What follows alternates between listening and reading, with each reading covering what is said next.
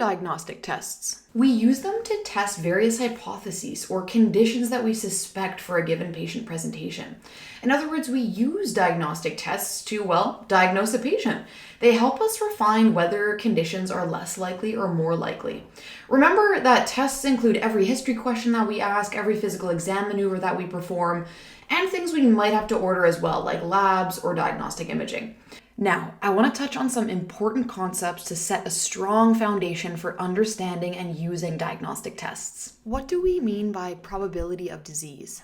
It's how likely or unlikely a disease is for a given patient presentation. So probability of disease is influenced by a lot of things, how common or rare a condition is in a population, and by the tests that we apply and interpret to a patient presentation. What is disease prevalence? It's how common or rare a disease is in a given population.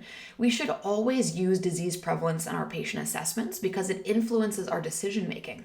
In fact, we incorporate disease prevalence to adjust the probability of disease all the time, whether we do it consciously or not.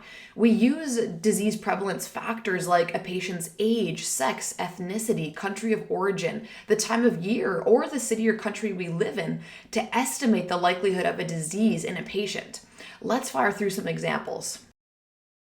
A young person traveling from India has chronic cough and hemoptysis. What's the first diagnosis that comes to mind? TB. Now, a 65-year-old male presents with a 20-year pack history of smoking. He has cough, weight loss, and hemoptysis. What diagnosis pops into your mind first? Lung cancer. Now, did you notice, although similar presentations, the patient demographics like age, sex, country of origin adjusted the first disease that popped into your mind? Let's go through a couple more examples. A 60-year-old male presents with chest pain. What diagnosis pops into your mind? MI or acute coronary syndrome? In contrast, now a 30-year-old female who's postpartum presents with chest pain and shortness of breath. What diagnosis pops into your mind first? That's right, pulmonary embolism.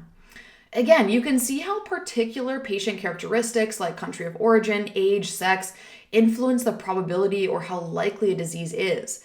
That's your brain automatically incorporating disease prevalence to think of the most likely diagnoses. Now, we won't always have a good grasp on disease prevalence, but if we're ever questioning whether a disease is common or rare in that patient in front of us, we should look up that disease prevalence because it'll inevitably affect how likely or unlikely a condition is, and it'll guide further assessment and testing.